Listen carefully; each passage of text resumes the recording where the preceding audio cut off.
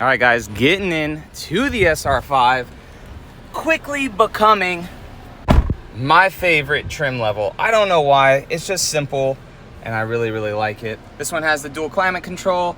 It is hot in Texas, but I will turn that down for audio for you guys. You have the 4-inch screen right here. SR5 does not get the bigger 12-inch gauge display, but that is perfectly fine. But this one does have an upgraded 14-inch screen, which is an option for the SR5. This is the first time seeing these cloth seats, or I should say sitting in them. So I mean, they're really comfortable, and I love the driving position in this truck. So I mean, look, people ripping on this truck today, and it's sitting at 17 miles per gallon. 17.2, with people most likely ripping on this truck. And that's awesome, right? Because the Tundra that I drove over here was at 13 miles per gallon, or no, I'm sorry, 15 miles per gallon for the tank, which it's a V8, right? It's a V8, but this V8 gets better performance than, or this V6 gets better performance than that V8 in a lot of ways. So the pedal of this truck feels really nice. When I off-roaded the Army Green, because the engineers had to redo the gas pedal, so basically like a pedal commander for the gas pedal, it is nice and stiff. So trying to eliminate some of the turbo lag that this truck has, which honestly, it's not a lot, to be completely honest with you. But I do believe this one is a prototype because we do have the panoramic moonroof on this truck. A lot of people are saying that that is not an option. I completely failed to ask them that, guys. But yeah, let's take this SR5 out for a drive. So this does not have the fake piped in noise that the iForce Max does, which is good. If you can get used to it. It's kind of different or weird that they have it in the iForce Max and not this one, but I'm okay with that because this motor actually sounds pretty good. It sounds very throaty for a V6. And my God, does it freaking get up and go. Holy crap. Yeah, it sounds really good, and it feels really good too. All right, I'm gonna turn right.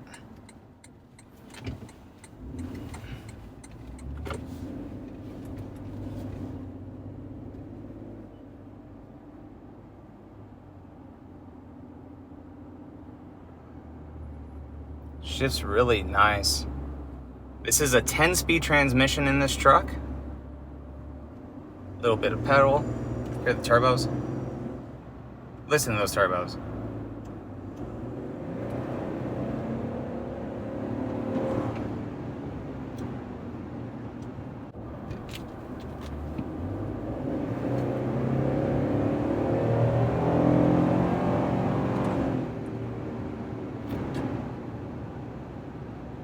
Yeah, it gets up and goes. Really hear the turbos at low idle or low speed.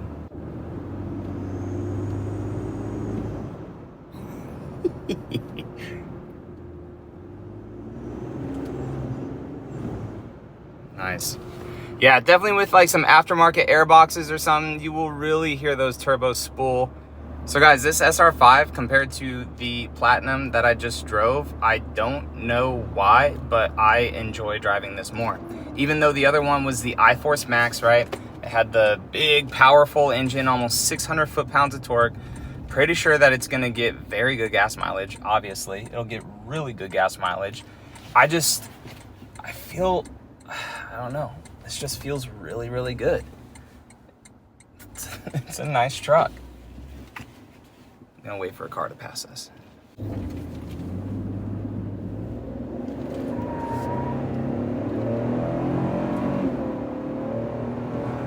I mean, that's 60, dude. Like, that's pretty freaking quick.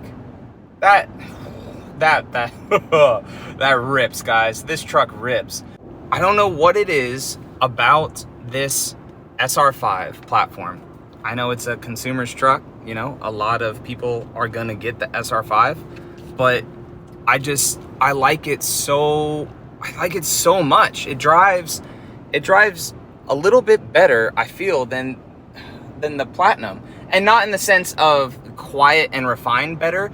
Just me being a more truck raw driver, I guess. It just feels like a truck still. Mike Spears and the team did very, very good with this truck and how it just feels like a freaking truck. The electronic steering, very nice, very responsive, super responsive. And again, just the V6, do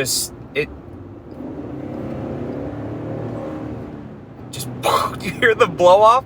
Just scoots. Obviously there will be tuners for this truck and everything if you guys are into the aftermarket scene for this, but as of right now, I don't think that this truck needs really anything because it drives so well. This SR5 is honestly just surprising me with how great it drives. Again, no pumped in sound, nothing. So we will go 0 to 40, stopping, no one behind us. And we're just gonna give it a little bit.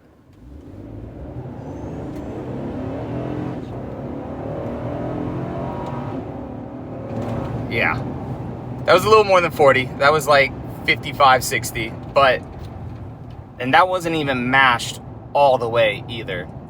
The back end just hunkers down with that multi-link rear suspension. It just hunkers down. And look guys, what did we start at? And I was pulling this thing and we're still at about 17 miles per gallon, which is insane for this truck.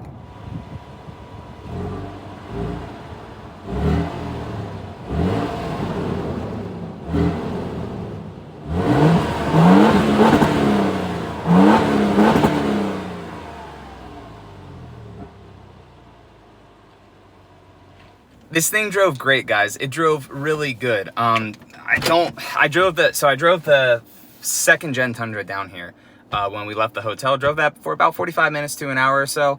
This truck compared to that truck, seating position 100% better. I could still go down. I personally like to sit a little low in the trucks and not so far up, but I have a good amount of headroom in this truck. Seating position is great. The seats feel comfortable. This V6 in this truck, guys, do not take it as a Toyota fanboy me saying this. It is a great motor. It is a peppy motor. It does have a tiny bit of throttle lag, but when compared to the current generation Tundra, that is an electronic throttle body as well. If you floor the current generation Tundra, it takes a second and then it kicks down, it floors, and it gets you going to where you need to be with that roar of a V8. But this truck, it does that same thing. One, you got turbos, and two, you got 10 gears to choose from. So there is a little bit of a delay if you just mash the freaking pedal, but once this truck, all right, got it, cool, good to go, this truck freaking rips. All right, so what we have here, guys, is the 2022 Toyota Tundra TRD Sport, and in that beautiful lunar rock color. Every single TRD Sport will be color matched, and this is the way to go. The fender flares, color matched. The front grille surround, color matched. With any TRD model, TRD Off-Road or TRD Sport, you get this new TRD grille. You also get these nice 20-inch TRD wheels on this one, some blacked out badging. There are some prototype things with this truck that normal ones wouldn't get, but for the most part, that is what you're getting. Every single Tundra, whether it's SR, SR5, all the way up to Platinum, they said we'll be getting LED, both tail lights and front lights. So everything you see right here is gonna be the same on like the SR2. So we got nice LED lights. This is a chrome surround right here, and your blinkers are up in there. Functional air vents up front too to feed air into the twin turbochargers of this truck. Walking down the exterior, guys, Lunar Rock just popping out here. What do you guys think of Lunar Rock, man? Such a nice color in this truck. Let's go on to the inside of the Crew Max. Color matched door handles as well. Nice cloth interior in this truck. Got some plastic right here. I believe all this is prototype because the front of this truck has some nice padding up top. So I think that's all prototype. But coming on into the interior, nice cloth seats. They're comfortable to sit in.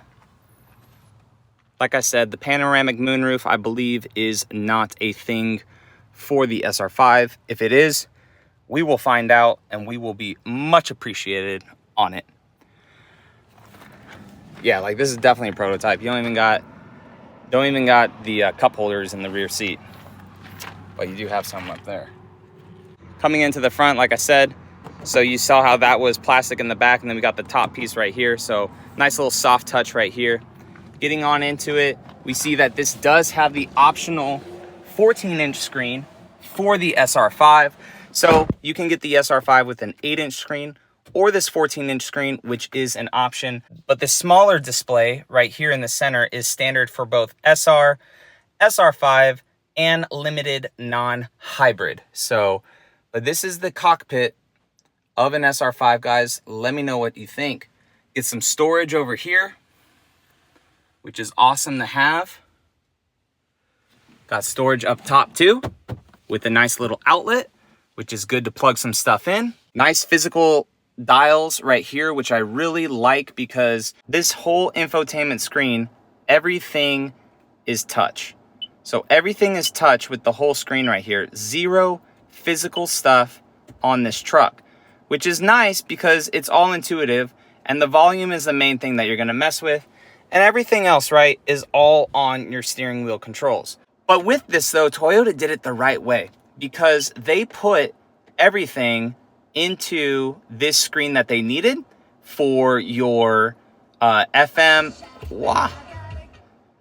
So they put everything into this screen that you need, and with all your different profiles that you can have with this truck, everything you need is already programmed. So say you drive the truck, it is to you. Another person drives the truck, they will have their own profile with their own presets, their own seat adjustment, everything in that nature. So it's all here. So you don't really got to worry about it, because everything is organized in this truck. You also have the, hey Toyota, what do you want to do? Take me home. I found 14400 Farm to Market Road 306. Would you like to go now? And that's basically where we're at. No, thank you. So that's where we're at, right? That is taking me back to the place where we are off-roading and test driving these vehicles. So that is cool to have, and this is based on Google. So they have a subscription through Google, so it's an actually good infotainment screen, and it gets updated over the air too. But getting back to all the physical stuff, you don't really need it, because everything, you know, you sit in the truck one time, you find all the stations you need, it's all right there, you can control it all here. Where other manufacturers go wrong is they put everything into their big screens. Toyota, nope. Still have the physical buttons down here for stuff that you need, your dual climate control, your fan speed up and down, all in here, right? I don't want to turn on my AC or have to fiddle with my AC going to somewhere inside this monstrosity of a screen in a hot Texas environment out here, when it should all be physical. So Toyota did a very good job making it all physical down here. Other buttons down here too, so like your 360 camera view, physical button. The trailer stuff, physical button. Like they did it all really well. Traction control, everything like that, all down here. They put all the physical buttons in the places that they needed. You got a nice TRD Shifter. This is for the TRD Sport and the TRD Off-Road. They have the same kind of TRD Shifter. And then obviously this is a 4-wheel drive, so we have the push button 4-wheel drive system, but this is not the TRD Off-Road, so we don't have any of the crazy cool features. All we have is just a couple different drive modes, and then our tow haul mode, and everything is just done with this awesome switch right here. As you can see, just turning the modes for sport, normal, eco, just everything is all done through this. And even on the TRD off-road models, everything is just done through this, and it's so intuitive, it's so good, it works incredible. We got our trailer brake integrated right here, which is very nice for gain and everything when you are towing a trailer. Coming over to this side of the truck, guys, as you can see, we have a few extra buttons right here. This one does have a heated steering wheel, your automatic lights on and off, but you do have a few extra things for auxiliary. No other buttons really anywhere else except for some of these that are missing here for real auxiliary in this truck. And then this one actually has the camera, so not sure if that is an option for TRD Pro.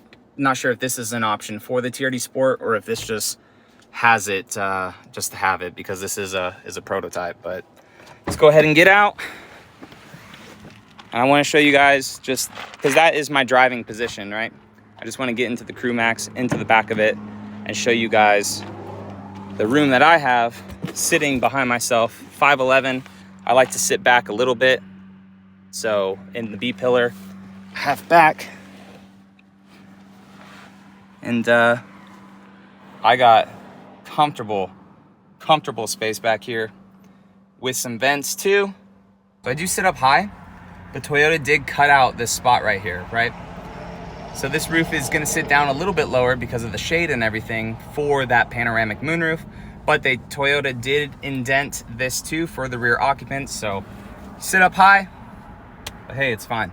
I wanna show you guys too some of the storage you got. So non-hybrids have storage right here. This does stay up, but there we go. Non-hybrids have a ton of storage under the seats. It says Tundra right there. Tons of storage under the seats in this SR5, and then keep forgetting that, but you have to pull that to bring it down. And then also the seats fold forward. Whoop. Pull that. Seats will lay flat-ish. I don't think, yeah, they don't go all the way forward, like flipping forward like that, but they'll lay down, and then you do have some more space for things back here on the back. So if you are in the market for a hybrid and you don't want all that stuff taken up by batteries, you do have some space in the back, but other than that, not a lot of room for like ratchet straps or anything that you would normally keep in your truck. So like I said, guys, if you are new around here, definitely consider subscribing. Returning subscribers, as always, I appreciate your guys' support because it allows me to do amazing stuff like this, provide the content to you guys, the consumers that actually want to see these trucks and know what all these things are about. I almost ate crap right there, but I am good. So guys, thank you so much, and I will catch you in the next video. All right, see you later.